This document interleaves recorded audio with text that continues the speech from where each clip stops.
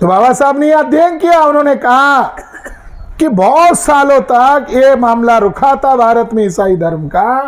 तो ब्रिटिश जाने के पहले उन्होंने सोचा क्यों रुका हुआ है। तब उनको पता चला कि जाति व्यवस्था से प्रताड़ित हुए लोगों को उन्होंने अगर ईसाई धर्म की जिम्मेदारी दी होती तो सारा का सारा समाज ईसाई धर्म में आता, मगर जाति व्यवस्था का नेतृत्व करने वाला ब्राह्मण वर्ग ही इस धर्म में आ गया। तो उसने क्या किया, उसने ये शोषित लोगों का धर्म नहीं बनने दिया, इसको भी पंडों का धर्म बना दिया। उसका जो परिवर्तन करना चाहिए वो नहीं किया।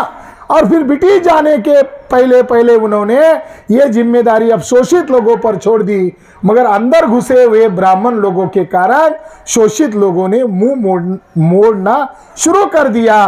तो बाबा साहब अम्बेडकर कहते हैं भारत में ईसाई धर्म का पतन की वजह है अंदर घुसे हुए ब्राह्मण। क्या करते हैं अंदर घुसे हुए ब्राह्मण? वो लोग उस विचारधारा को नियंत्रित करते हैं और वो मिसगाइड करते हैं। मैं उसके दो उदाहरण आपको देता हूं इतिहास में, भारत के इतिहास के। एक सिंगल ब्राह्मण अंदर घुस गया, मौर्य राजा सम्राट अशोक के परपोते के दरबार में घुस गया, घुसकर सेनापति बन गया। देखो कोई भी ब्राह्मण किसी भी संगठन में जाता है, पदाधिकारी तक नहीं रहता, वो डायरेक्ट नेता बनता है। हमारे एससी का आदमी, एसटी का आदमी, ओबीसी का आदमी किसी भी संगठन में जाता है तो मरते दम तक कार्यकर्ता ही रहता है, जिंदाबाद मुर्दाबाद यही। अब ब्राह्मण की खासियत क्या है, वो कभी मरते दम तक, अभी कभी आपने सुना क्या कि ये ब्राह्मण है, ये इसका दादा भी कार्यकर्ता था, ये उसका बेटा है, ये भी कार्यकर्ता है, और इसका पोता है, ये भी कार्यकर्ता। कभी सुना क्या? वो डायरेक्ट लीडरशिप करता है। तो पुष्यमित्र शुंग अंदर घुस गया, घुसकर सेनापति बन गया और सैनिकों के बीच में उसने मौर्य राजा बृहद्रथ की टुकड़े टुकड़े करके हत्या की। इसको कहते इन्फिल्ट्रेशन एंड साइबोटेज। घुसपैठ होने से क्या हो गया, वो जो नियंत्रण तुम्हारे पास होगा तो पॉलिसी तुम बनाओगे, जब पॉलिसी तुम बनाओगे तो लोगों का कल्याण होगा। जब तुम्हारी पॉलिसी का अधिकार उसके पास आ जाएगा तो वो काल लड़ने का काम करेगा। वो तो ईसाई राष्ट्रीय मंच बनाने के लिए उधर जाएगा। हम वो ढूंढ रहे जिन्होंने आरएसएस के साथ मीटिंग किया और राष्ट्रीय ईसाई मंच बनाया, क्या वो पूर्व के ब्राह्मण थे क्या? हम ढूंढ रहे हैं। किसी को जानकारी मिलेगी तो उसको हम बख्शीश देंगे। हमारा अनुमान है, पूर्वानुमान है, हमारा हाइपोथेसिस है, शायद कुछ तो भी गड़बड़ होगा। हमारा आदमी इतना गड़बड़ वाला काम नहीं करेगा। अगर हमारा आदमी है एससी एसटी ओबीसी से कन्वर्ट, वो क्यों गलत काम करने में दुश्मनों को साथ देगा? वो सोचेगा कि आरएसएस बीजेपी के लोगों ने फादर को उसके बच्चों के साथ कार में जलाकर मार डाला, इसके साथ खड़ा रहना वो कैसे मानेगा मेरा धार्मिक करते हुए? चर्च में घुसकर रेप किया। साउथ इंडिया में 70 साल की प्रचारक महिला के ऊपर रेप करने का काम बजरंग दल के विश्व हिंदू परिषद के लोगों ने किया। चर्च में घुसकर फादर को मारते, प्रचारकों की हत्या करने तक का क्रिमिनल एक्टिविटी को समर्थन देते करते हैं। उन लोगों के साथ कोई सच्चा धार्मिक आदमी जाएगा? दूसरा उदाहरण है शंकराचार्य। वो अंदर घुसा, डुप्लीकेट भिक्खु बन गया, अंदर घुसा, और जब वो आंख बंद कर प्रे कर रहे थे, वंदना कर रहे थे, उन्होंने अपनी झोली से धारदार हथियार निकाले और उनके गर्दन तोड़ दिए। मैं ये उदाहरण क्यों आपको दे रहा हूं, वो उस परंपरा को मानते, शुंग और शंकराचार्य की परंपरा को मानते। आज उन लोगों ने क्या किया, ईसाइयों के अंदर घुसपैठ किया, मुसलमानों के अंदर घुसपैठ किया। जैसे ईसाई लोगों का डुप्लीकेट संगठन बनाया है, लोग उसको साथ नहीं दे रहे, मगर धीरे धीरे धीरे उसका प्रोपेगेंडा इतना किया कि 2 साल पहले आर्क बिशप को अमेरिका से बुलाया। अब उसका नेता कौन है मालूम है? ईसाई राष्ट्रीय मंच का, उसका नाम है इंद्रेश कुमार। क्या है कंट्रीब्यूशन? क्या वो रेवरेंड है, फादर है, पोप है, कौन है? मगर वो अब सभी धार्मिक संगठनों का राष्ट्रीय नेता है और उसका कंट्रीब्यूशन है, उसने देश भर में 22 जगह पर बम ब्लास्ट किए हैं। जो आज ईसाई को नेता है और वो विश्व के फादर्स और आर्क बिशप अमेरिका का, उसको मिलाकर दिल्ली में 100 फादर और बिशप के साथ मीटिंग किया और वो आर्क बिशप ने भी मोदी बहुत अच्छा है और ईसाई के बारे में बहुत अच्छा कर रहा है ऐसा तारीफ भी कर दिया। मैंने खबर में पढ़ा। ये जो इंद्रेश कुमार है, इसका एक दोस्त है जो बंगाल का है, उसका नाम है असित चैटर्जी, मगर बम फोड़ना इसलिए नाम बदलकर नाम रखा असीमानंद। उस असीमानंद नामक वो ब्राह्मण ने, जिसका नाम है असित चैटर्जी, वो जब पकड़ा गया तो उसने लिख के दिया। किसको लिख के दिया? कोर्ट में लिख के दिया। क्या लिख के दिया? कि देश भर में जितने बम ब्लास्ट किए गए हैं वो मैंने मोहन भागवत के और इंद्रेश कुमार के इशारे पर किए। और इंद्रेश कुमार कौन है? तो उसने उसके हलफनामा में लिखा, जो आज ईसाइयों का धर्मगुरु बना हुआ है। ये बात हम लोगों को मालूम नहीं है। उसने उसके हलफनामा में लिखा, मुझे ये भी पता चला कि सुनील जोशी जो मध्य प्रदेश का फुल टाइमर था, बाद में उसको मार डाला प्रज्ञा सिंह ठाकुर ने। सुनील जोशी भरत भाई के साथ नागपुर में इंद्रेश जी को मिले थे और इंद्रेश जी ने भरत भाई के सामने सुनील जोशी को 50,000 रुपये दिए थे। कर्नल पुरोहित ने भी एक बार मुझे बताया था कि इंद्रेश जी ISI के एजेंट है और इसके पूरे डॉक्यूमेंट उसके पास है, ऐसा लिख के दिया। ये हलफनामे की मैं आपको बात बता रहा हूं ताकि हमारे लोगों के अंदर वो घुसे तो ये उन लोगों को अलर्ट किया जाए। ये केवल RSS का आदमी नहीं, वो ISS का ISI का भी एजेंट है, इंटरनेशनल टेररिस्ट ग्रुप का। तो ईसाई के लिए बना ईसाई राष्ट्र मंच, मुसलमानों के लिए बना मुस्लिम राष्ट्र मंच। जब उनका ईद आता है तो बोलता बकरा मत काटो, केक काटो। फादर का भी बड़ा, यानी मौलाना के भी बड़ा मौलाना इंद्रेश,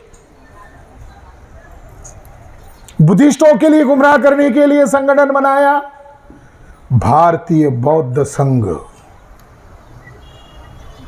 कितना क्रिमिनल माइंड है ये, कैसे लिपट रहे एक एक को। ईसाई को लपेट लिया ईसाई राष्ट्रीय मंच, मुसलमान को लपेट लिया मुस्लिम राष्ट्रीय मंच, बुद्धिस्टों को भी लपेट रहे भारतीय बौद्ध संघ। उसका क्या बयान आया? उसका हेड बनाया इन्होंने, वो जो हेड है वो मध्य प्रदेश, वो गुजरात का है, वो RSS का प्रचारक है। और उसका खबर आया 22 जनवरी को कि जो राम के खिलाफ बोलेगा वो अम्बेडकरवादी ही नहीं है। भंते संघ प्रिय राहुल,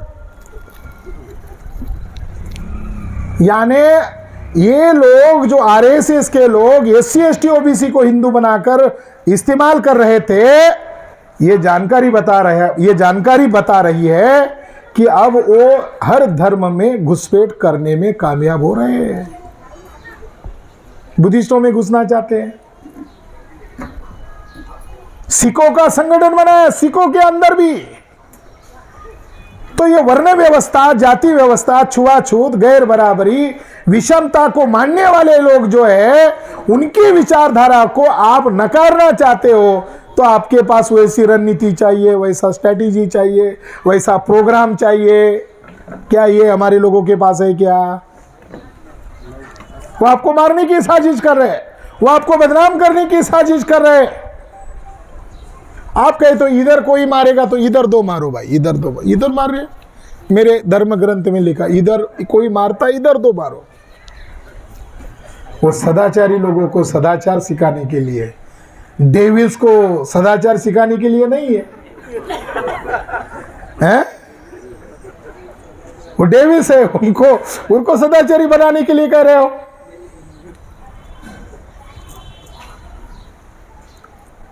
तो हमारी समस्या है नेतृत्व का अभाव है। विचारधारा हमारी कौन सी विचारधारा है? ईसाई लोगों की कौन सी विचारधारा है? हमारे ईसाई लोगों को क्या संविधान ने उनको दिया ये भी मालूम नहीं है। आपको रोक लगा रहा है, आपके पास संवैधानिक जानकारी चाहिए। ये आर्टिकल में लिखा हुआ है, ये मेरा राइट है, संगठन बनाने का राइट है। आप बना सकते हो, हम क्यों नहीं बना सकते? बाप से क्यों नहीं बना सकता ईसाइयों का संगठन? आरएसएस बना सकता है, हम क्यों नहीं बना सकते? तो धार्मिक लेवल पर आपको 100% जानकारी है, मगर ये जो शैतान किस्म के लोग हैं, जो दुराचारी लोग हैं, जो जानवरों की व्यवस्था को मानते इंसानों पर लादना चाहते हैं, ऐसे दुराचारी लोगों के खिलाफ आपको संगठित रूप से इकट्ठा करने के लिए हम आपको साथ सहयोग देने के लिए तैयार हैं। दूसरा मुद्दा है कि 70 साल की आजादी में क्या मिला ईसाइयों को? बाबा साहब अंबेडकर कहते हैं कि इनके अंदर राजनीतिक समझ नहीं है, इनके अंदर राजनीतिक नेतृत्व नहीं है, और ये लोग ईसाई मिशनरी की तरफ आंख बंद करके देखते हैं कि कोई न्याय मिलेगा, कोई अच्छा होगा। तो इस देश में लोकतंत्र है, तो लोकतंत्र में हमारे भी हिस्सेदारी चाहिए। ये सोच रखना गलत कहाँ है? यानी सामाजिक लीडरशिप नहीं है, राजनीतिक लीडरशिप नहीं है। इसके कारण क्या हो रहा है? इसके कारण उनकी पिटाई हो रही है। पिटाई क्यों हो रही है? शेड्यूल कास्ट, शेड्यूल ट्राइब और बैकवर्ड कास्ट के लोगों को वो लोग वोट के आधार पर इस्तेमाल करना चाहते हैं, मगर इस्तेमाल करने के लिए उनको निमंत्रण देना चाहते हैं, आजा मैं तुम्हें 2000 साल का दोबारा अछूत बनाना चाहता हूं। कोई जाएगा? 2000 गारंटी के साथ, मोदी जी की गारंटी होती है ना, 2000 साल तक गुलाम बना के रखूंगा। आएगा कोई? ओबीसी को कहेगा मैं शूद्र बनाकर रखना चाहता हूं, जाएगा कोई? तो एससी एसटी ओबीसी के लोग उनके पास जाने वाले नहीं है। तो क्यों नहीं जा रहे? तो ब्राह्मणों को पता चल गया कि लोकतंत्र आ गए, अब उनको मारेंगे तो कोर्ट में ये लोग घसीटेंगे। अब मनु का राज नहीं है, अंबेडकर साहब के द्वारा लिखा हुआ संविधान का राज है। अब इन लोगों को थोड़ा थोड़ा समझ में आ रहा है, अगर ज्यादा समझ में आएगा तो ये लोग हुक्मरान बन जाएंगे। इसके पहले जल्दी करो और ब्राह्मणों का कब्जा करो। इसके लिए वो क्या कर रहे हैं? प्रतिक्रिया के स्वरूप में ईसाई और मुसलमान को टारगेट बना रहे हैं। कैसे टारगेट बना रहे हैं? जैसे किसी मछली को पकड़ना होता है तो मछली को पकड़ने के लिए क्या डालते हैं? चारा डालते हैं। तो आज मुसलमान और ईसाई क्या बन गए? बेचारा समाज बन गए, चारा बन गए, चारा। ये हिंदुत्व को मजबूत करने के लिए चारा चाहिए, और चारे के लिए ईसाई और मुसलमानों को टारगेट किया जाता है। उनको दरअसल टारगेट नहीं किया जाता। टारगेट किनको किया जा रहा है? एससी को, एसटी को, ओबीसी को। क्यों? उनकी आबादी ज्यादा है, उनके पास वोट ज्यादा है। अब जिनके पास वोट ज्यादा है तो उनका राष्ट्रीय दल होना चाहिए। एससी एसटी 22.5%, एक भी राष्ट्रीय दल नहीं। SC ST 22.5%। अब ये बनाया आदिवासी सीएम, उसकी बीवी ने क्या कहा? क्या कहा मैडम उसकी बीवी ने? ब्राह्मणों की वजह से। खड़ा होकर बताओ तो यहाँ। हाँ, सुनो उसकी बहन का सुनो। सीएम की वाइफ ने ये स्टेटमेंट दिया है कि हाँ मैं आदिवासी हूँ, गर्व करती हूँ, लेकिन मैं ब्राह्मणों के द्वारा पूजा करवाती हूँ क्योंकि ब्राह्मणों की वजह से ही मेरे पति सीएम बने हैं। ये उनका स्टेटमेंट है और मैंने सर को व्हाट्सएप भी कर दिया है। अब हम लोग राष्ट्रीय आदिवासी एकता परिषद के द्वारा सीएम की मिसेस पर एफआईआर दर्ज करने वाले हैं।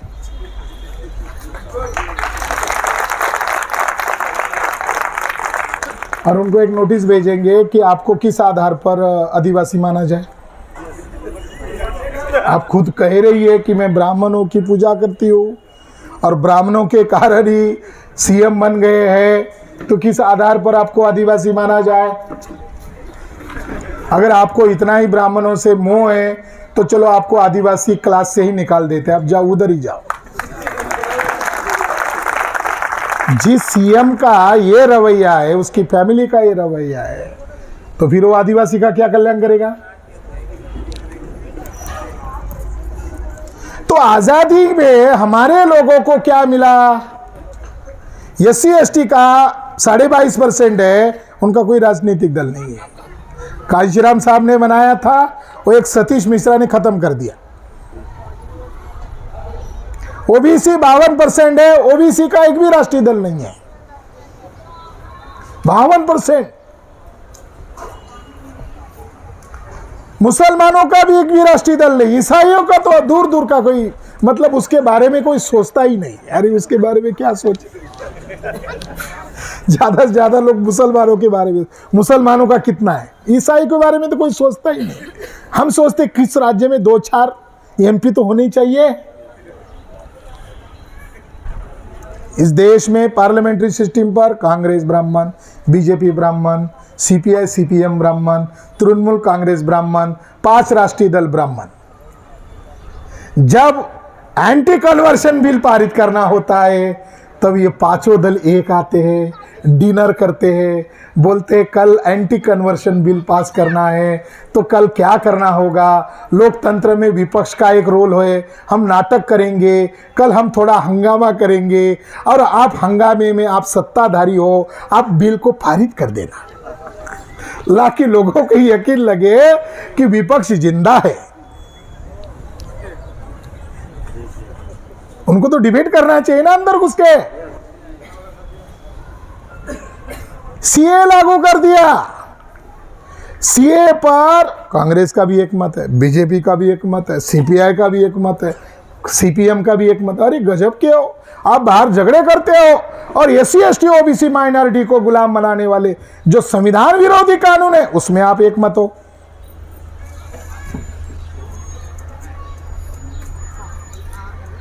अभी केरला हाईकोर्ट ने CA को असंवैधानिक घोषित कर दिया, याचिका डाल दिया।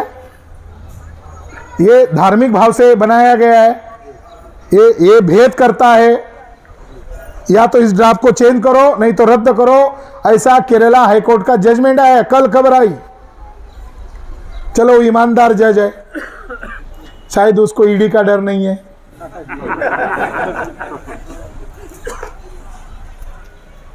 तो देश भर में 70 साल में क्या मिला हमारे लोगों को? वही झुग्गी झोपड़ी में रह रहे, जब पहले अछूत जिस झुग्गी झोपड़ियों में रहते थे उसी जगह रह रहे। मगर ईसाई लोगों की एक सबसे बड़ी ताकत है, जिस ताकत का ईसाइयों को अंदाज नहीं है। सबसे ज्यादा एजुकेटेड लोग ईसाई लोगों के अंदर है, क्योंकि उनके पास अच्छा एजुकेशन है, मिशनरीज एजुकेशन है। उसमें गणेश का नहीं पढ़ाते है, मतलब साइंटिफिक पढ़ाते, और उसमें RSS के भी बच्चे पढ़ते। फिर अंग्रेजी उनको बहुत बढ़िया आता, क्योंकि अंग्रेजी आना चाहिए बम फोड़ने के लिए। वो ईसाई मिशनरी ये नहीं सोचते कि झुग्गी झोपड़ी का भले ही ईसाई ना हो, चाहे ईसाई का गरीब घर का बच्चा क्यों ना हो, उसको एक कोटा लगाते, इसको हम फ्री में पढ़ाएंगे, कल जाकर लायक बनेगा, चलो हमारा समाज का नाम तो करेगा। अब तो बीजेपी गवर्नमेंट के लोग वो प्राइवेट जो ईसाइयों के स्कूल है उसको भी बंद करने के लिए कानून बनाना चाहते हैं, या उसको बंद करने का तरीका भी ढूंढ लिया है। कोई विवाद खड़ा करो, फर्जी डॉक्यूमेंट बनाओ और फिर उसको अखबारों में चलाओ, ताकि उसको फिर बंद कर दिया जाए। तो एजुकेटेड लोग ज्यादा किस क्षेत्र में काम कर रहे हैं? ईसाई के बच्चे किस क्षेत्र में काम कर रहे हैं? मेडिकल क्षेत्र में। ईसाइयों का रुझान किस क्षेत्र में ज्यादा है? मेडिकल क्षेत्र में। और मेडिकल क्षेत्र में वो क्या करते हैं? सिस्टर्स बनते हैं या ब्रदर्स बनते हैं, और वो एक धार्मिक दायित्व मानते हैं कि मुझे पढ़ने का अवसर मिला है, अब मैं डॉक्टर भी बना या नर्स भी बना, ब्रदर्स भी बना, तो मैं सेवा भाव से काम करूंगा। मैं रांची गया था और रांची में खबर दैनिक जागरण में हेडिंग में पढ़ा था, और वो सबसे बड़ा गवर्नमेंट अस्पताल था, और हेडिंग में ये पढ़ा था कि सरकारी अस्पताल से सिस्टर्स ने बच्चों को किडनैप करके बेच दिया है। तो मैंने पढ़ा तो ईसाई लोगों ने कहा ऐसा तो नहीं करते हमारे लोग, वो तो ईसाई धर्म के लोग हैं, मगर ये खबर आ गई है। मैंने कहा ये खबर झूठी खबर है, ओरिजिनल खबर हमारे पास है। तो ईसाई लोग बोले फिर झूठी खबर उनके पास, आपके पास ओरिजिनल खबर क्या है? मैंने कहा सरकारी अस्पताल बंद करने हैं, ये ओरिजिनल खबर है। अब वो बंद करे तो कैसे करे? तो खबर ऐसी छापी जाएगी कि सिस्टर्स ने बच्चे को, नन्हे बच्चों को किडनैप करके बेच दिया है। तो लोग बोलेंगे सरकारी अस्पताल में क्यों जाए फिर, अगर वहाँ हमारी बच्चे ही सुरक्षित नहीं है तो अच्छा है प्राइवेट अस्पताल में लेके जाए। समझ रहे आप लोग? कुछ लोग, बाबा साहब अम्बेडकर क्या कहते थे अपने लोगों? Remember Brahmins have a brain with in brains. ये वैसा ही पढ़ा रहे हम आपको। देखो जैसा बताया जाता है वैसा मत सोचो, हमारी अलग पद्धति है। जो वो बताते हैं हम बिल्कुल उसके उल्टा समझते हैं, हम उसका उल्टा अर्थ निकालते हैं। ऐसा नहीं है, गलत है, ऐसा है। और बाद में कुछ दिन बाद आते, अरे आपकी बात तो एकदम सही निकली, आपको कैसे पता चला? 2006 में एडवोकेट ज्ञानेश्वर कुलकर्णी, देखो कुलकर्णी ब्राह्मण, उसमें वकील, उसमें एक किताब लिखा मराठी में, आता ब्राह्मणांना किती जोडपणार। उसके अंदर लिखा बामसेब के लोगों के साथ बातचीत मत करो, चर्चा मत करो, और उनको टेढ़े मेढ़े सवाल मत करो, वो उधार नहीं रखता, मुंह पर सारे जवाब दे देता है, वो बाकी कुछ नहीं रखता। वो इतने पटाऊ लोग हैं कि अपना कहना मनवा कर ईर छोड़ते हैं। 2016 में हिंदुत्व किताब आई, इसमें सवाल जवाब है, भागवत को सवाल जवाब पूछा कि हिंदू राष्ट्र बनाने का बीजेपी ने, आरएसएस ने वादा किया था, कब बनाओगे? तो भागवत ने जवाब दिया अभी नहीं बनाएंगे। तो उन्होंने कहा वो नाराज हो जाएंगे, जिनको वादा किया वो नाराज हो जाएंगे। तो उसने कहा नहीं, बामसेब चट्टान की तरह खड़ा है, अभी हिंदू राष्ट्र नहीं बना सकते, संविधान बदल नहीं सकते। बहुत सारे लोगों को ऐसा लगता है कि बामसेब कहाँ है, बामसेब कहाँ है? अरे उनको डर है इस देश के एससी एसटी ओबीसी को और माइनॉरिटी को इकट्ठा करके बामसेब बनाया। बामसेब में बी यानी backward SC ST OBC, M यानी माइनॉरिटी। बामसेब के फाउंडेशन में भी माइनॉरिटी है। माइनॉरिटी अभी नहीं है, ईसाई राष्ट्रीय ईसाई क्रिश्चियन मोर्चा बनाया, अभी नहीं है, फाउंडेशन में है। तो क्रिश्चियनों की नंबर 1 की समस्या सामाजिक समस्या है। अब जो उनका पेशा है वो पेशे को खत्म किया जा रहा है। मेडिकल अस्पताल का प्राइवेटाइजेशन 100% किया जा रहा है। फिर ईसाई लोगों के पास जीवन यापन के क्या साधन रहेंगे? अब यह प्रचार किया जा रहा है कि ये जो कानून बनाया जा रहा है, या जो कानून बनाने के लिए आदिवासी लोगों को ईसाई लोगों के खिलाफ उकसाया जा रहा है, भड़काया जा रहा है, ये भी एक बड़ी समस्या बन गई है। इसका समाधान आपको मैं यही देकर जाना चाहता हूं कि डीलिस्टिंग का जो मामला है, ये डीलिस्टिंग का मामला धोखा है, वास्तविकता नहीं है। आपके पास डायरी होगी तो नोट करके रखो, ताकि आप वापस जाओगे तो आप अपने भाइयों को समझाओगे कि ये मेरे पास कानूनन दस्तावेज है, मेरे पास सबूत है। डीलिस्टिंग करने का मतलब है सीधे भाषा में, क्या ये 2019 के बाद ही आया क्या? जब संविधान लागू हुआ तब नहीं आया क्या? जब संविधान बनाया गया, संविधान बनाने के बाद से विवाद है। तो समय समय पर ब्राह्मण लोग अलग अलग कोर्ट में चले गए, हाई कोर्ट में चले गए, सुप्रीम कोर्ट में चले गए। एक कोर्ट का एक फैसला है और वो ये है कि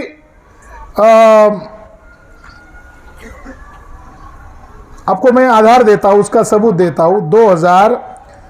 1900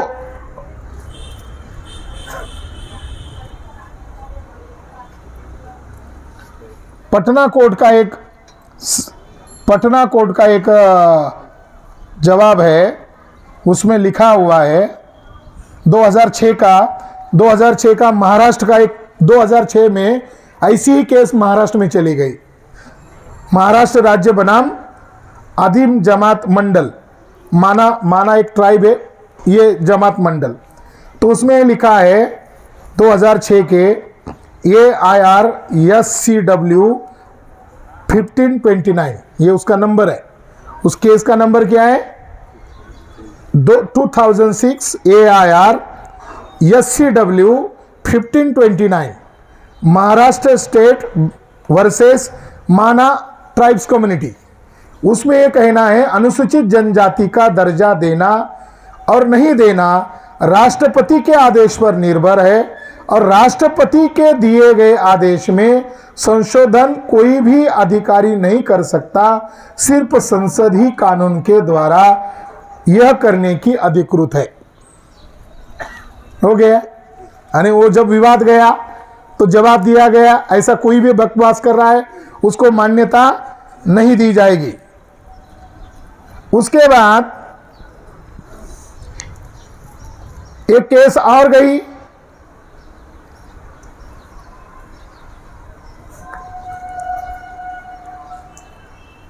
हाँ AIR लिखो, AIR 2004 झारखंड 121, ये नंबर है, केस नंबर है। ये किसका केस था? लक्ष्मी नारायण टुड्डू, लक्ष्मी नारायण मांझी एवं अन्य बनाम श्रीमती वासी मांझियाइन और अन्य, ये झारखंड में केस चला। ये झारखंड के कोर्ट का कहना है यदि वादी और प्रतिवादी मूलतः संताल जाति के हैं और दर्ज साक्ष्य यह दिखलाता है हिंदू बन गए हैं तथा हिंदू परंपराओं के अनुसार चलते हैं तो वे हिंदू उत्तराधिकार कानून के प्रभाव से वंचित नहीं होंगे। देखो उल्टा ही जजमेंट आया। वो हिंदू बन गए तो फिर आपको हिंदू कानून के तहत उनको दो, तुम क्यों इसको, ये आदिवासी से ईसाई बन गया इसीलिए इनका राइट छीनो, यह अधिकार के बारे में उनको बताया गया।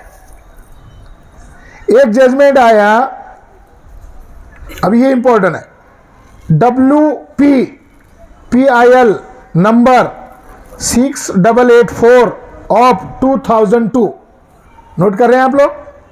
WPPIL नंबर 6884 ऑफ 2002 श्रीमती कपरा हंसदा बनाम भारत सरकार एवं झारखंड उच्च न्यायालय रांची। तो फैसला यह दिया गया कि धर्मांतरित ईसाइयों को अनुसूचित जनजाति यानी एसटी को मिलने वाले लाभ से वंचित नहीं रखा जा सकता। जजमेंट क्या आया कि धर्मांतरित ईसाइयों को अनुसूचित जनजाति यानी एसटी को मिलने वाले लाभ से वंचित नहीं रखा जा सकता। अगर आदिवासी धर्म बदले भी है तो उनकी परंपरा, भाषा, रीति रिवाज अक्षुण्ण रहती है। धर्म बदली है मगर उनकी रीति रिवाज परंपरा नहीं बदली है। कौन कह रहा है? Ranchi court, high court. उसके बाद आया 2004 सुप्रीम कोर्ट। चलो अब हाई कोर्ट का बहुत हो गया, अब सुप्रीम कोर्ट का देख लेते हैं। 2004 supreme court case number 429, 2004 AIR-SCW 1064 Kerala सरकार वर्सेस अन्य बनाम चंद्रमोहन। उस सुप्रीम कोर्ट का यह कहना है मात्र धर्म परिवर्तन से एक व्यक्ति अनुसूचित जनजाति की सदस्यता से वंचित नहीं रह जाता। सुप्रीम कोर्ट का क्या कहना है? एक व्यक्ति, समूह तो छोड़ो, सिंगल व्यक्ति भी, एक व्यक्ति धर्म मात्र परिवर्तन से एक व्यक्ति अनुसूचित जनजाति की सदस्यता से वंचित नहीं रहता।